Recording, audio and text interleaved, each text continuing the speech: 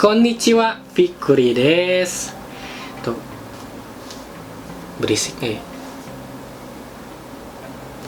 Soalnya udah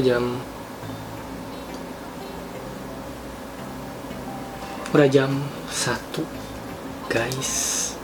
Takutnya berisik ke tetangga. Jadi suaranya akan keras-keras.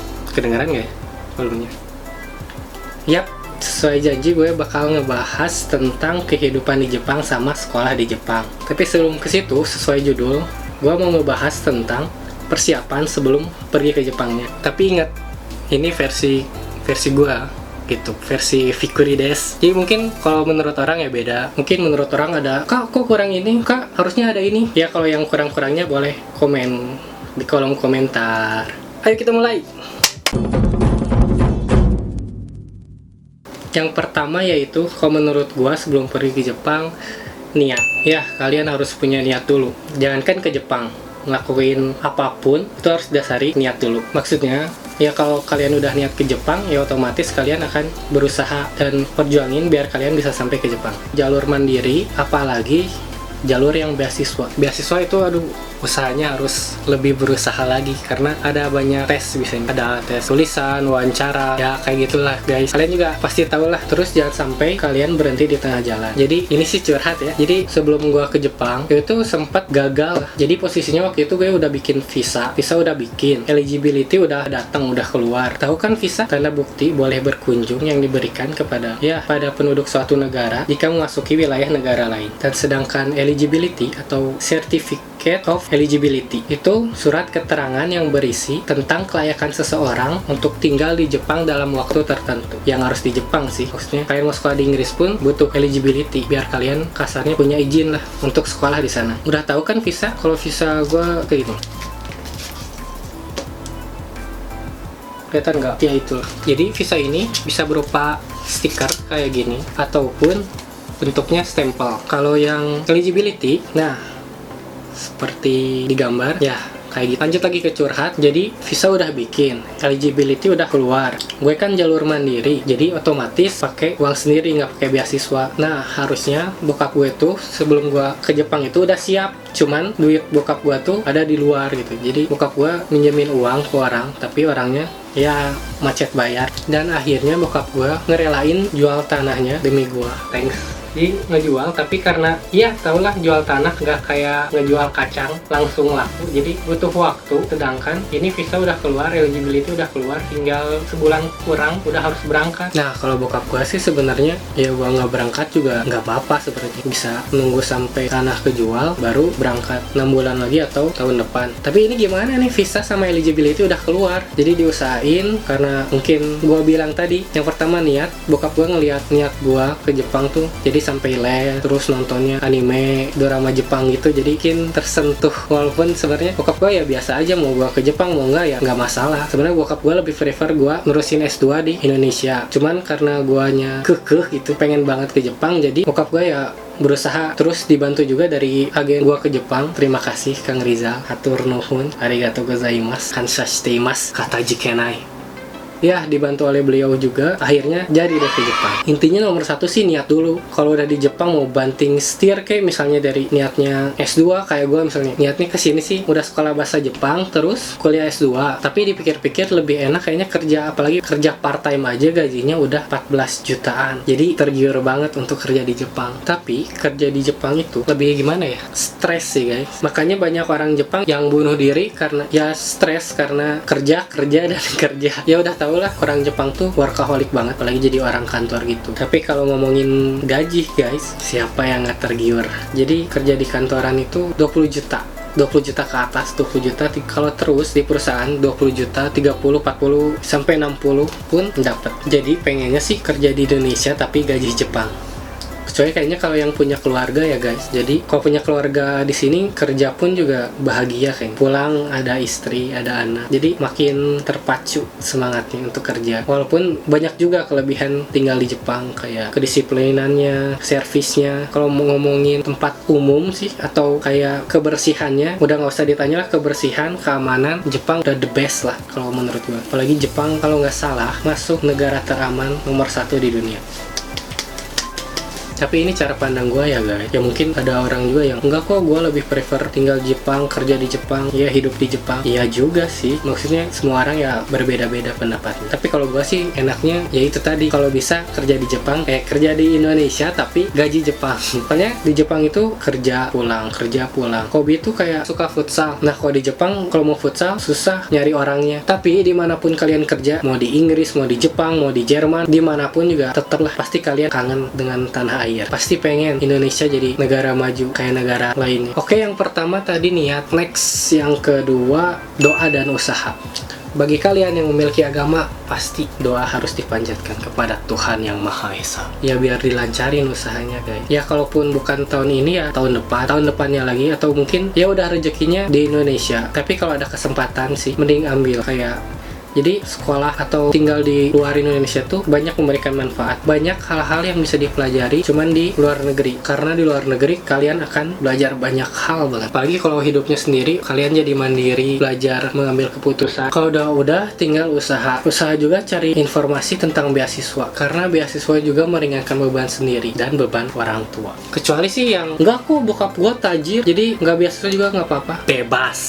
Siap. Tetap aja kita harus berdoa biar selamat. Enggak kok, kalau gue sih ateis, bebas. Siap. Lu ateis, bokap tajir, bebas. Udah skip nomor 2 ini. Tapi tetap usaha harus. Yang ketiga adalah uang. Ya guys, uang itu mau gimana pun juga tetap bagian terpenting. Nggak terpenting, salah satu bagian penting dalam hidup. Memang uang bukan segalanya, tapi hampir segalanya butuh uang.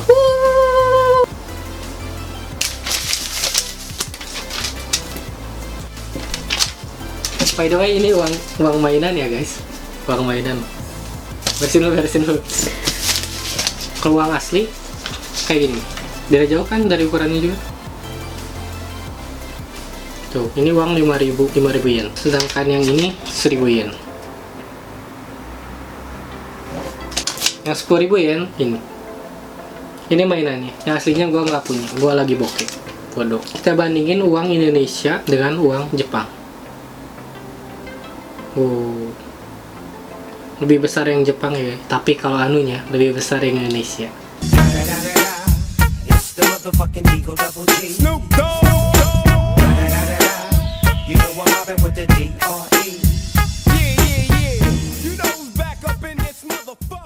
Ini bisa dibandingin, beda ukuran. Kok ini uangnya yang zaman dulu. Nah, ini yang benar, yang baru. Lihat ya. Udah sih, cuman itu doang nunjukin. Seperti yang udah gue bilang, gue jalur mandiri, jadi gue pakai biaya sendiri. Jadi buat gue, uang salah satu penentu agar gue bisa pergi ke Jepang. Yang beasiswa juga, biasanya beasiswa tuh banyaknya yang ngebayarin sekolah doang, tapi biaya kehidupannya enggak, atau malah kebalikannya. Jadi biaya kehidupannya dikasih, biaya untuk sekolahnya tuh bayar sendiri. Tapi ada juga beberapa beasiswa yang maksudnya uang sekolah dibayarin, uang kehidupan sehari-hari pun dikasih. Itu biasanya beasiswa Mombuga Kusho. Kalau yang cari beasiswa ke Jepang, tuh pasti rata-rata tahu beasiswa Mombuga Kusho. Terus yang gua tahu sih beasiswa LPDP itu juga biaya sekolah sama biaya kehidupan sehari-harinya dikasih. Tapi tetap guys, kita juga minimal harus punya uang untuk jaga-jaga. Makanya uang dimasukin ke poin ketiga. Jadi yang pertama tadi niat, yang kedua doa dan usaha, ketiga uang. By the way, dingin. Sini lagi winter, masih musim dingin. Kayaknya harus ganti deh. Nah ini meja bisa jadi kotatsu guys. Jadi lagi musim dingin gini, di bawahnya ada penghangat itu biar gak kedinginan. Pasti sering lihat di anime-anime kayak Doraemon, Shinchan. Jadi banyak lah di anime-anime kotatsu kayak gini, meja penghangat. Ayo kita lihat guys. Bulu kaki. Itu ada penghangatnya.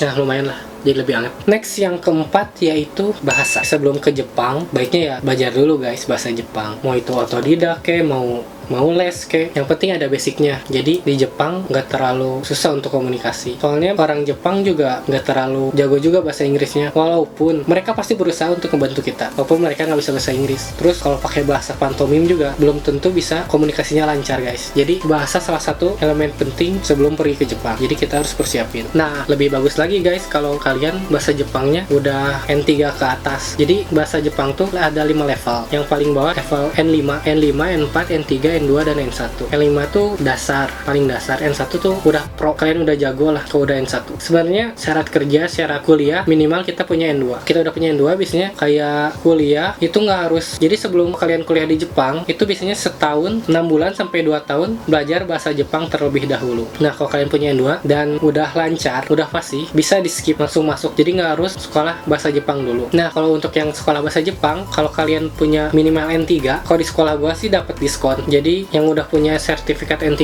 tuh berapa ya? 3 mang atau 5 mang, berapa lah, lupa. Atau ada yang mau kuliah di Jepang tapi pengantarnya bahasa Inggris. Enggak kok, gua kuliah di Jepangnya pengantarnya bahasa Inggris. Ya tetap aja sih guys. Jadi bahasa Jepang tuh untuk basic juga. Kan nggak mungkin kehidupan setiap hari pakai bahasa Inggris terus. Karena ya orang Jepangnya juga nggak semua orang, yang tadi gua bilang. Jadi nggak semua orang Jepang jago bahasa Inggris. Jadi alangkah lebih baiknya belajar bahasa Jepang dulu sebelum pergi ke Jepang. Baik les atau otodidak. Apalagi biar lebih lancar, kalian belajar terus sambil nonton anime atau drama. Jadi di anime atau drama tuh ya drama Jepang. Jadi kalau kalian nonton anime atau drama, itu kan biasanya bahasanya dipakai yang sehari-hari. Jadi makin cepat ingat bahasa Jepangnya, kayak kata-kata bahasa Jepangnya, terus kalimat bahasa Jepangnya. Apalagi kalau kalian rajin, jadi itu bahasa Jepangnya apa ya? Terus kalian catat, cari di kamus. Nah, itu nama-nama vocab, nama-nama apa ya? Kalau bahasa Jepangnya goi, nama-nama kata yang bisa kalian ingat. Nah, gue juga awalnya pengen ke Jepang tuh gara-gara sering nonton anime sama drama. Awalnya sering nonton anime, terus 1-2 kata tahu, terus aduh kok jadi kepo, jadi kayaknya kalau les bahasa Jepang gue bakal lebih bagus nih. Jadi pas nonton bakal lebih nyaman lagi. Jadi nggak harus lihat subtitle, jadi kita tahu. Terus gue les sambil nonton. Jadi yang gue pelajari di tempat les tuh sering keluar di percakapan anime atau drama, dan itu bikin gue bikin semangat belajar bahasa Jepangnya. Jadi makin kepo, jadi terus aja nonton anime. Udah jadi wibu gitu guys. Walaupun sebenarnya gue nonton anime tuh ya dari kecil lah guys. Kalian juga pasti waktu kecilnya sering diisi dengan Doraemon, Chibi Maruko-chan, ada Kapten Tsubasa, ada Hunter x Hunter, ya semua lah guys. Sampai Sailor Moon, Cyborg Kuro-chan, Slam Dunk. Jadi karena sering nonton anime itu, ya gue jadi wibu gitu guys. Wibu kok bajunya nggak pakai baju anime sih? Harus banget gitu ya, wibu pakai baju anime. Ada yang inget nggak Slam Dunk? Yang openingnya kayak gini.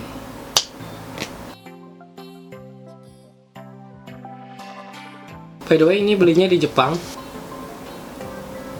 Jadi ada tanda tangan pembuat manganya, Inoue Takeko. Ini legend yang bikin Slam Dunk. Ya itulah ya. Jadi walaupun gua nonton anime dari kecil, tapi sejak SD kelas 6 itu udah mulai nggak nonton, dan akhirnya mulai nonton lagi pas kuliah. Itu juga karena kuliah tuh gabut kan ya. Nah, mulai dari gabut itu di rumah tuh ngapain gitu ya. Ingat waktu zaman SMA? Enggak deh, gua SMK. Jadi waktu zaman SMK itu temen-temen sering ngobrolin tentang anime kayak Naruto. Ya yang gitu-gitu sih dari dulu ya ngikutin, kayak di Global TV sering nonton Naruto. Cuman kan tau lah Global TV sering diulang-ulang, jadi nggak dilanjutin. Nah, gue mulai nonton lagi. Awalnya nonton Conan, terus sekarang terakhir jadi gue rewatch One Piece dari awal sampai sekarang terakhir. Banyak sih yang di rewatch kayak anime Gintama, terus anime-anime yang terakhir dari mulai Sword Art Online sampai anime sekarang tuh gue ngikutin. Kalau kalian sering nonton anime apa? Post di komen. Ya, kalau gue sih suka One Piece. Karena gue wibu ya, sampai barang-barang yang ada One Piece-nya tuh bener-bener kejar. Nggak semua sih, cuman kalau yang masih bisa kebeli ya dibeli kalau ada uang lebih. Suka banget One Piece. Sampai-sampai di sekolah kalau bikin kalimat tuh tentang One Piece, terus pernah guru nanyain, di masa depan kamu pengen jadi apa? Gue jawab, pengen jadi Raja Bajak Laut. Gurunya sampai, emangnya kamu Luffy? GJ bisa. Udah anjir, dari tadi ganti baju terus. Terakhir, kok jadi lama banget ngomongin wibunya. Jadi itu tadi yang pertama niat, yang kedua doa dan usaha, yang ketiga bahasa. Jadi sebelum ke Jepang lebih baik belajar dulu bahasanya. Ke Jepang aja sih, kalau kita mau ke Inggris ya belajar dulu bahasa Inggris. Kalau mau kemanapun, misalnya ke Perancis, belajar dulu bahasa Perancis. Terus nanti kita bikin video untuk belajar bareng. Jangan lupa di subscribe. nomor 1 tadi niat, kedua doa dan usaha, ketiga uang, keempat bahasa. Nah, jadi sebelum kalian ke Jepang, alangkah lebih baiknya kalau kalian ya belajar dulu minimal sampai Minano Nihongo 2 lah. Jadi biar ada basicnya. Kalau bisa sih sampai N3. Jadi kalau sekolah bahasa kalian bisa dapat diskon. Rata-rata sih gitu. Nggak semua sekolah, cuman kebanyakan kalau kita udah punya N3 ke atas itu diskon. Malah makin atas levelnya atau N2 atau N1 itu makin besar diskonnya. Ya ngapain juga sih kalau udah punya N1 masih sekolah bahasa. Kecuali kalau emang kalian niat untuk bener-bener biar jago bahasa Jepang. Next, yang kelima, barang-barang kayak pakaian, makanan, atau barang-barang yang ingin dibawa. Salah satunya pakaian pasti bawa lah ya. Kalau bisa sih pakaian, kalau kata gue nggak usah terlalu banyak lah. Karena pakaian di Jepang juga banyak juga yang murah. Kayak di merek-merek ternama kayak Forever 21, H&M itu ada yang sampai range 50 yen sampai 500 yen. Jadi kalau di kurs rupiah sekitar 6.000 sampai 60.000 rupiah. Bermerek lagi guys. Sepatu juga, kalau cewek tuh banyak sepatu yang murah, 500 yen sampai 2000 yen. Jadi kisaran 60.000 sampai 240.000. Kualitasnya juga oke, walaupun made in China. Oh iya, selain di merek-merek yang terkenal juga di sini ada kayak Cimol gitu. Jadi toko recycle, semua barangnya serba 88 yen dan 99 yen. Di situ ada banyak semua barang elektronik sampai sofa. Nah, baju-baju juga ada guys. Tapi kalau di toko recycle gitu ya cocok-cocokan. Jadi kadang ada yang cocok, kadang ada yang enggak. Tapi banyak banget sih pakaian-pakaian. Nah, untuk makanan yang paling populer dibawa ke Jepang tuh rendang.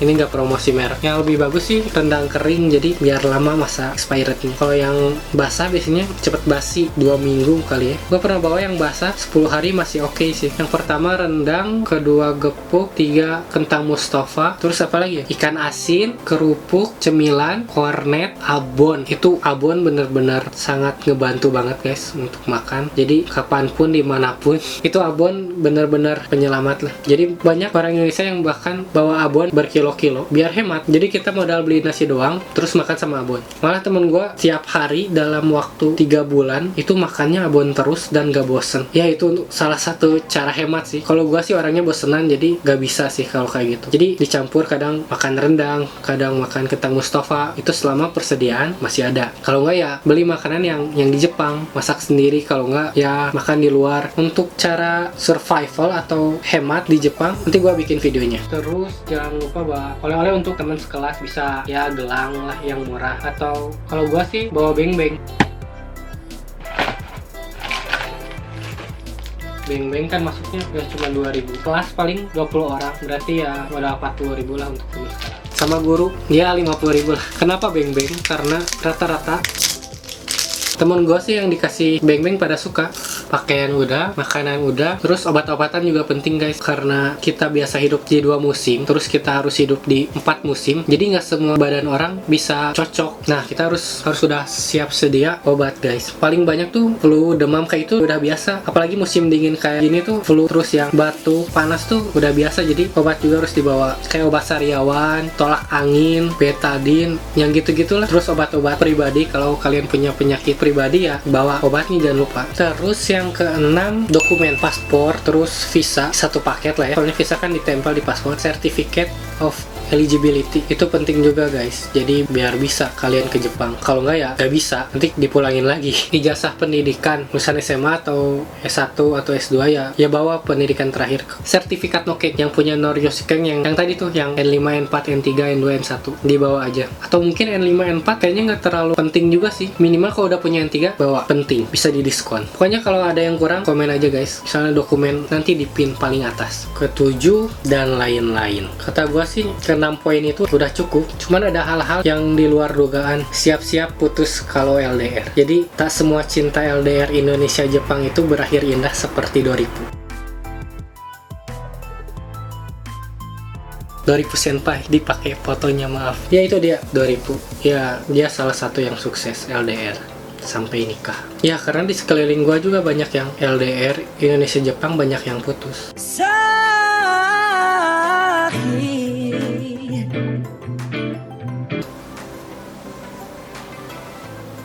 Termasuk gua juga.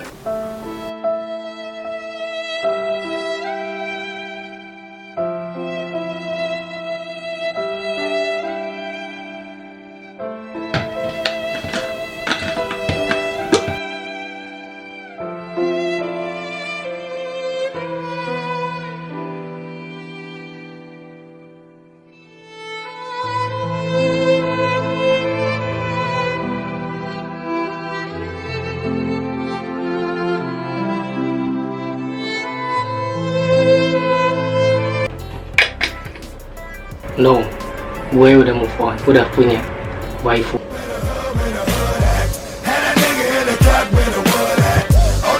Trust me guys, trust me. Gue bukannya jikot, gue masih normal. Gue masih suka cewek 3D. Cewek 3D atau 2D. Gue masih normal, gue pilih 3D.